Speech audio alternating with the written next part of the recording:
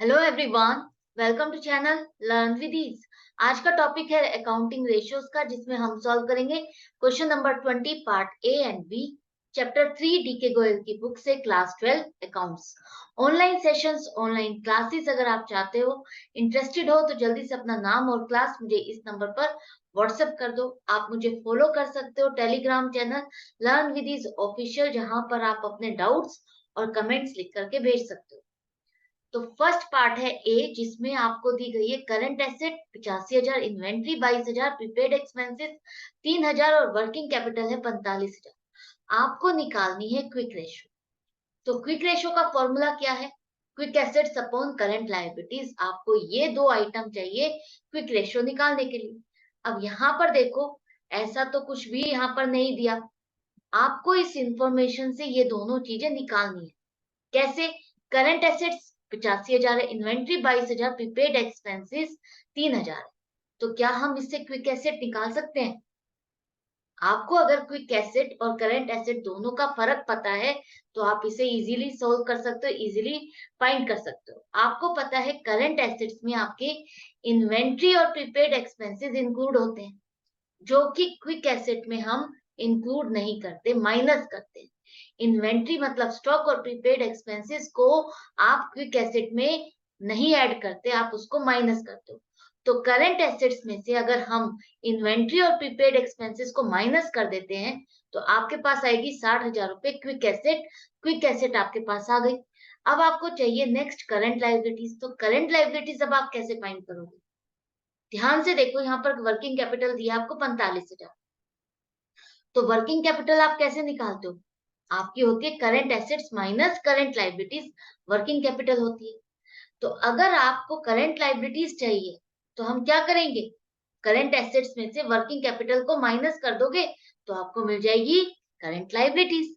क्योंकि current assets आपका क्या है? करंट एसेट्स आपकी वर्किंग कैपिटल और करंट लायबिलिटीज का टोटल है।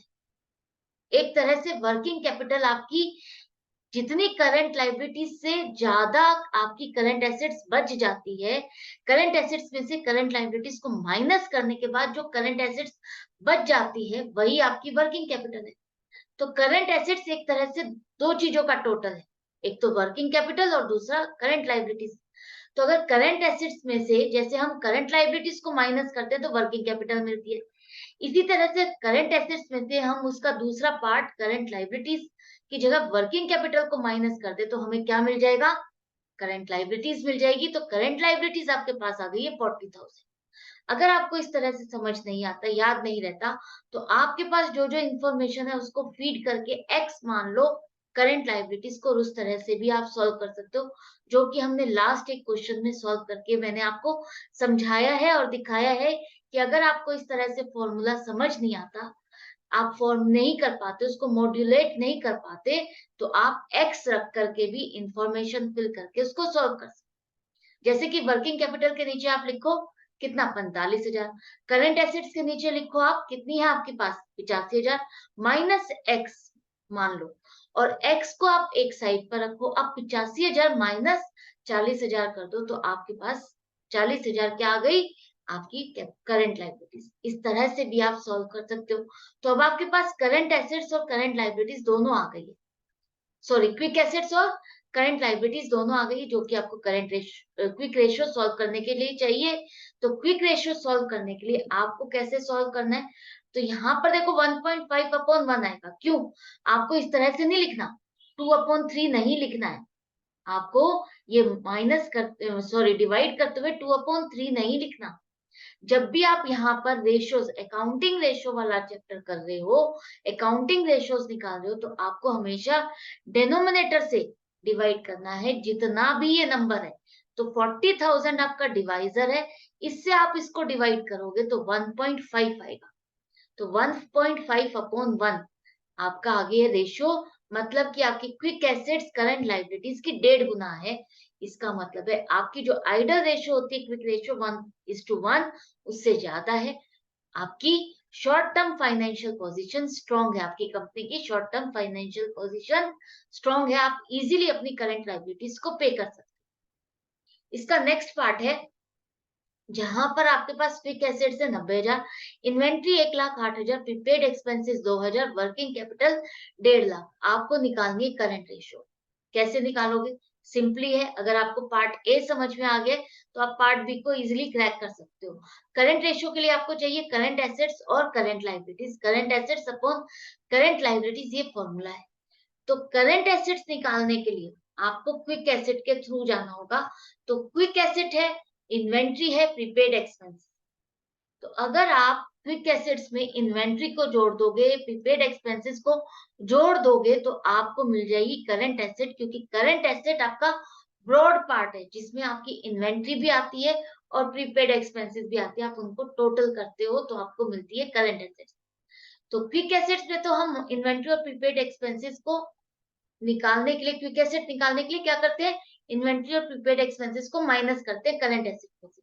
लेकिन करंट एसेट को निकालने के लिए, करंट एसेट के लिए हम क्या करते हैं, इन्वेंट्री और प्रीपेड एक्सपेंसेस को प्लस करते हैं। तो क्विक एसेट में अगर आप इन्वेंट्री और प्रीपेड एक्सपेंसेस को प्लस कर दोगे तो आपके पास करंट एसेट्स आ गई है 2 लाख रुपए। अच्छे से आ गया समझ में? तो करंट एसेट्स तक अब आप पहुंच गए हो। अब आपको चाहिए करंट लायबिलिटीज। कैसे निकालोगे? वर्किंग कैपिटल है 1.5 लाख। वही चीज, वर्किंग कैपिटल निकालने के लिए आप क्या करते हो, current assets minus current liabilities. तो करंट लायबिलिटीज निकालने के लिए आप क्या करोगे, current assets minus working capital कर दो, तो आपको मिल गई है करंट लायबिलिटीज 50,000। करंट एसेट्स और करंट लायबिलिटीज दोनों आ गई हैं, तो अब आपकी रेशियो क्या बन जाएगी, 50,000 आपका डिवाइजर है। 50,000 से पूरा पूरा आप इसको डिवाइड करो तो 4 से जा रहा है। तो 4:1 आपकी रेशियो हो गई है करंट रेशियो, जो कि ये बताती है कि आपकी करंट एसेट्स करंट लायबिलिटीज से 4 गुना ज्यादा है और आपकी कंपनी की financial position, short term financial position बहुत बहुत स्ट्रॉन्ग है। क्योंकि करंट रेशियो की आइडल रेशियो क्या है, 2:1 है। तो 2:1 से तो बहुत ज्यादा है ये। तो आप इजीली अपनी करंट लायबिलिटीज को पे कर सकते हो। उसके बाद भी आपके पास पैसा इतना बच जाएगा कि आप अपने डेली रूटीन के ऑपरेशंस को, डेली रूटीन के मैन्युफैक्चरिंग ट्रेडिंग ऑपरेशंस को इजीली कैरी ऑन कर सकते हो। तो आई होप आपको अच्छे से समझ में आ गया क्वेश्चन कैसे सॉल्व करना है, किस तरह से मिसिंग इंफॉर्मेशन को निकालना है। प्रैक्टिस करते रहोगे तो हर चीज सॉल्व हो जाएगी, हर चीज आपके लिए इजी हो जाएगी।